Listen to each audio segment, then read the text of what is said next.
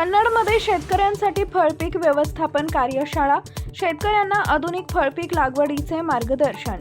छत्रपती संभाजीनगर जिल्ह्यातील कन्नड इथं संत तुकाराम महाविद्यालय कन्नड आणि तालुका कृषी विभाग महाराष्ट्र शासन यांच्या संयुक्त विद्यमाने फळपिकांच्या व्यवस्थापनावर आधारित शेतकरी कार्यशाळा उत्साहात पार पडली।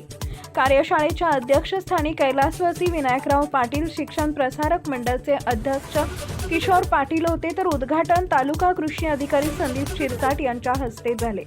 कृषी विज्ञान केंद्र छत्रपती संभाजीनगर येथील विषयतज्ञ डॉक्टर संजुला भावर यांनी पपई, टरबूज, खरबूज यांसह विविध फळ पिकांची लागवड, रोग कीड व्यवस्थापन आणि उत्पादन वाढीबाबत मार्गदर्शन केले।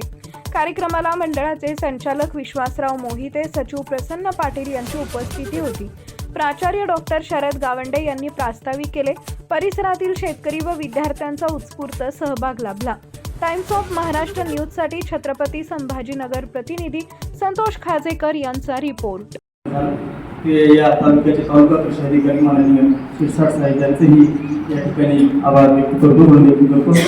आमच्या संस्थेचे सरचिटणीस, आमचे मार्गदर्शक ॲडव्होकेट प्रसन्न पाटील, कौतिकराव पवार साहेब, अकुलकर साहेब, पत्रकार शीर्षे साहेब, या सर्व मान्यवरांचे मी महाविद्यालयाच्या वतीने, संस्थेच्या वतीने आभार व्यक्त करतो। अनावधानानं कोणाचं नाव माझ्याकडून झालं अशा सर्व मान्यवरांचे या ठिकाणी मी आभार व्यक्त करतो। आणि ज्यांच्याशिवाय ही कार्यशाळा संपन्न होणं, यशस्वी होणं शक्य नव्हतं, ते आपण तमाम शेतकरी बांधव आवर्जून या महाविद्यालयाच्या या संस्थेच्या विनंतीला मानून बसल्याला आपली ही या ठिकाणी पुरवठा करावा हा सुद्धा दृष्टिकोन माझा होता। म्हणून भविष्यामध्ये परत एकदा जेवढे रोपवाटिका धारक आहेत आणि जेवढे टमाट्यामध्ये आमचं जास्त पीक येतं, जास्त व्यापार होतो, अद्रकीमध्ये होतो, अशा लोकांचा सुद्धा एक या निमित्तानं एक शिबिर या निमित्ताने या ठिकाणी शेतावर घेऊ।